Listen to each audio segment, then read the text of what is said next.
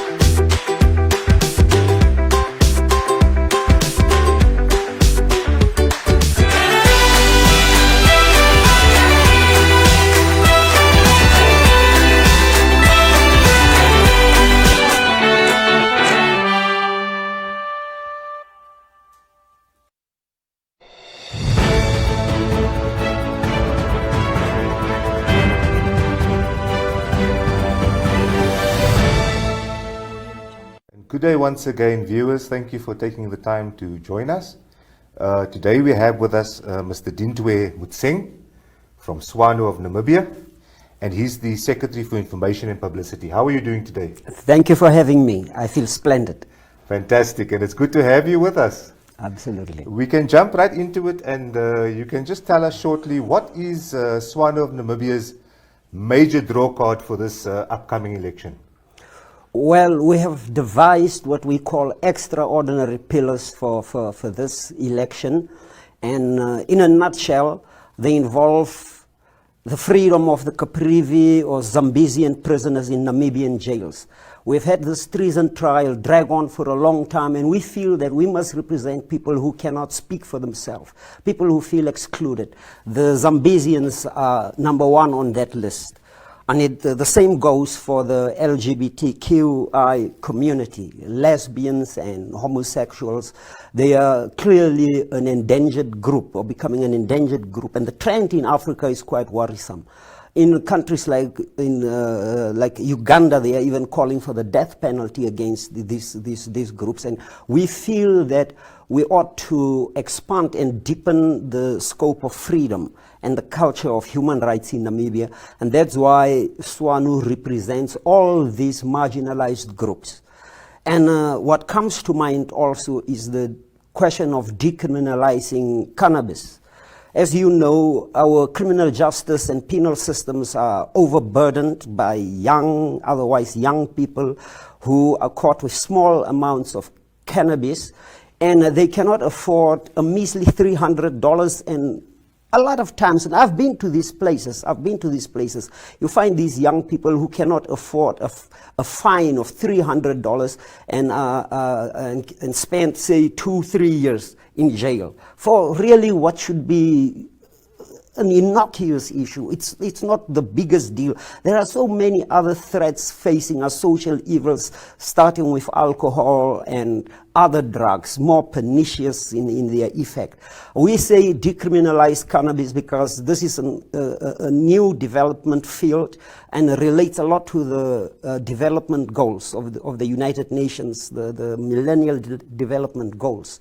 And we think this is something worth studying. We need to educate ourselves as Namibians because this is a global debate. We cannot isolate ourselves from dealing with these issues. And we are saying, I mean, the laws that are in place to enforce prohibition are draconian, they are colonial, and it's time for them to go. I mean, people, a lot of families, how should I put it, survive of this. They send their kids to school. Now, I'm not advocating the wholesale smoking or usage of drugs in Namibia. I'm just saying that we need enlightened policy. We need evidence-based policy. We're not there to moralize, and it's definitely not the place of government to deal with some of these issues. Mr. Mootseng, can we just stop there a little bit? You spoke a little about development when you were talking. Yes. You obviously know the country's in the midst of a very, very bad and grievous economic crisis. Yes. What is Swanu of Namibia's plans in terms of job creation, economic revival, and industrialization? First of all, we believe that the problems we're going through, the challenges we're going through as a nation, affect mostly young people. And it is our position that once we come to power, we're in a position to influence government policy, that the natural resources of this country should directly benefit our people. As a socialist party, we believe in the socialization of wealth. In other words, the marketplace cannot provide all the answers. We cannot subject the welfare of the people to market forces that nobody can really figure out. And we are also not magicians. When it comes to the economy, I think if you think in practical terms, we have said that we will provide free internet and universal internet. Now, that in itself is a strategy for unleashing economic forces and innovative ideas out there in the marketplace. So how are we going to revive the economy? For example, 3 information, free internet. I think that will spread, if it's universally available, that will serve to galvanize the Namibian economy. And then the smart guys can come in with their ideas. But we don't have a panacea. There's no one answer that can answer. And I'm not going to sit here and make promises that we really cannot keep. We're a pragmatic party. We'll deal with issues as we encounter them. You spoke a bit about the youth and internet and so forth. What is Swanu's policy in terms of educating the youth and, of course, giving the youth opportunities going forward? That starts with grooming leadership within the party. Now, it is an open secret that SWAPO has effectively disqualified from the youth from a political role in this country. In order to aspire for leadership in a ruling party, you ought to have served 20 or whatever number of years. And one of the avenues we as SWANU are employing to empower the youth is to lead them towards leadership, is to groom leadership at a very young age. And you can see, if you look at our list of parliamentarians, we have deliberately chosen a mix of people, including young people. Our comrade in Oshakati, Rebecca Kambai, for example. We have opened up an entirely new world for her, creating new opportunities for her. And that is what we want to do with the Namibian youth, provide opportunities, especially in the productive sector of the economy, by direct ownership. Direct ownership in the resources, whether it's in the mining sector, the tourism sector, the agricultural sector. There are many opportunities, and we have to release them. We have to open them up to young people specifically. Mr. Mootseng, another two very, very key issues for people going out or hoping to go out to vote on the 27th of November is land and housing. How does SWANU plan to deal with those two very, very critical issues after the election? The main plank of SWANU as a socialist party and as a nationalist party, the progenitor of all political parties in Namibia, is encapsulated in the idea of returning the land to its owners, to its original owners. And that may come about even through compensation, expropriation without compensation, in terms of our constitution and as amended at the time that we are in a position to do something about it.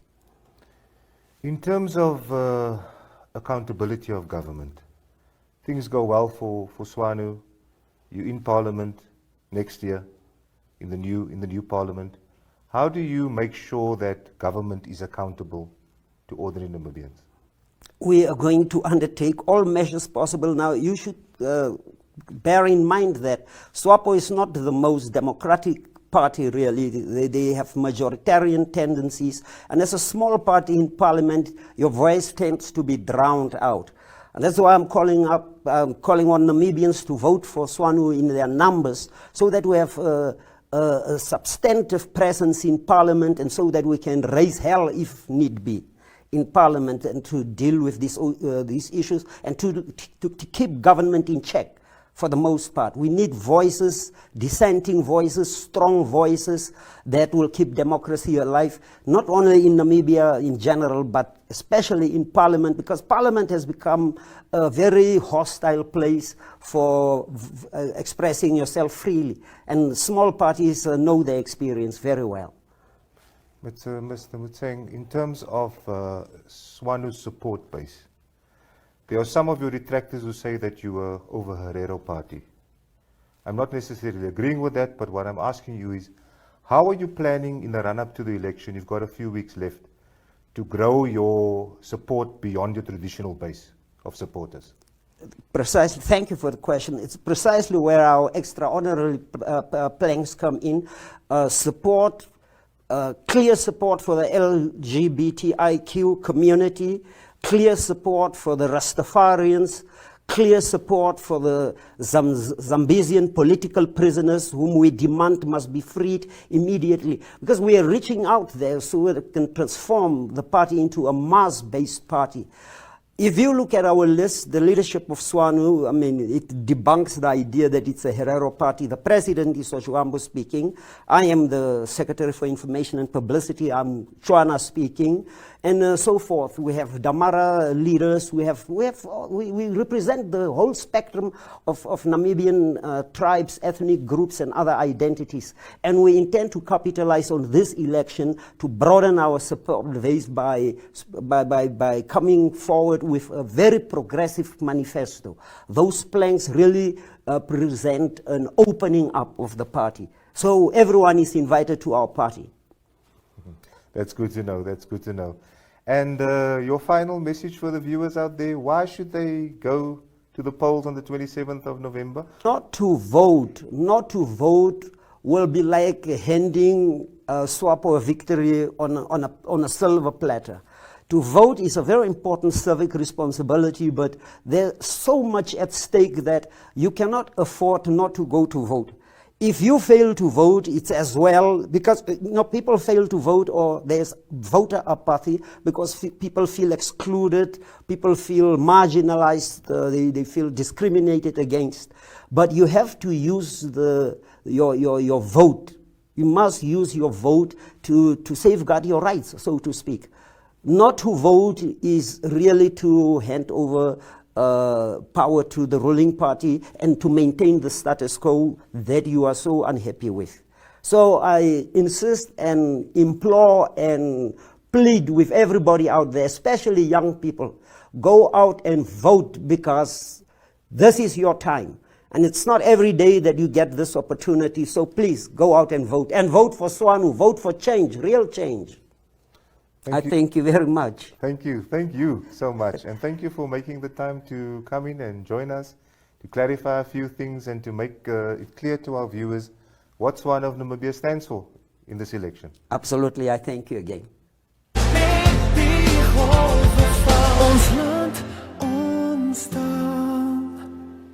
Enjoy extra flexibility with Extra View from DSTV.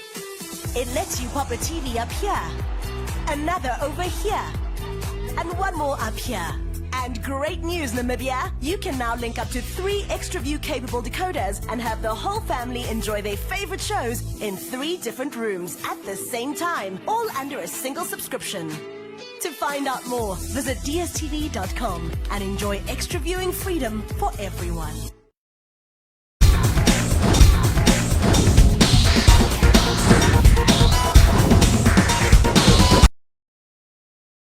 Goeiemôre aan al ons kykers op Facebook.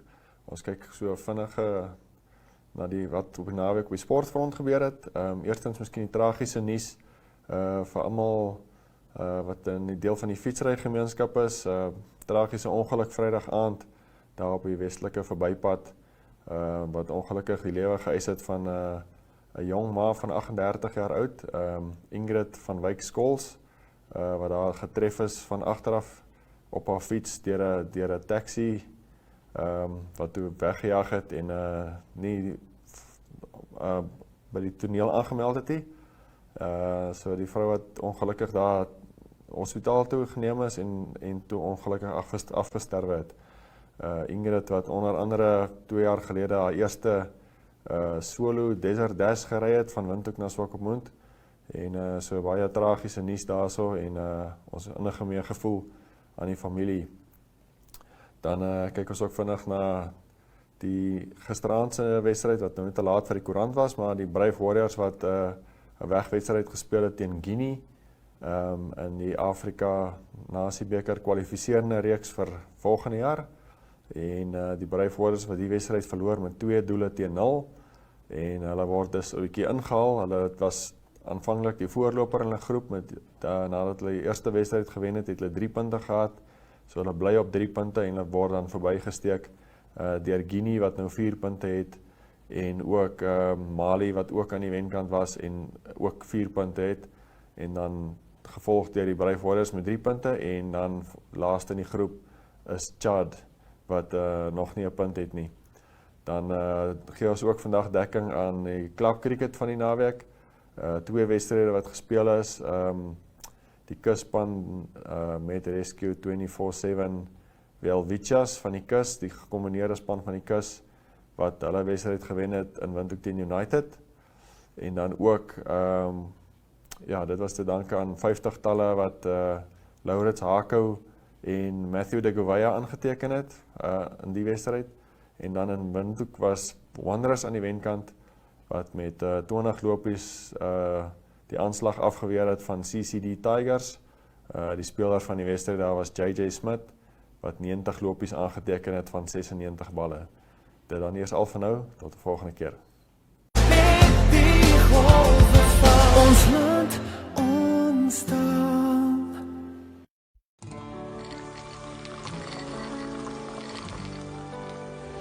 No one can stop me when I taste the feeling. Nothing could ever bring me down. Nothing could ever bring me down.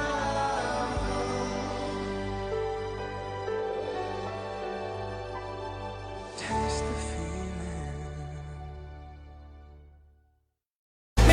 Die golwe van ons land ontstaan.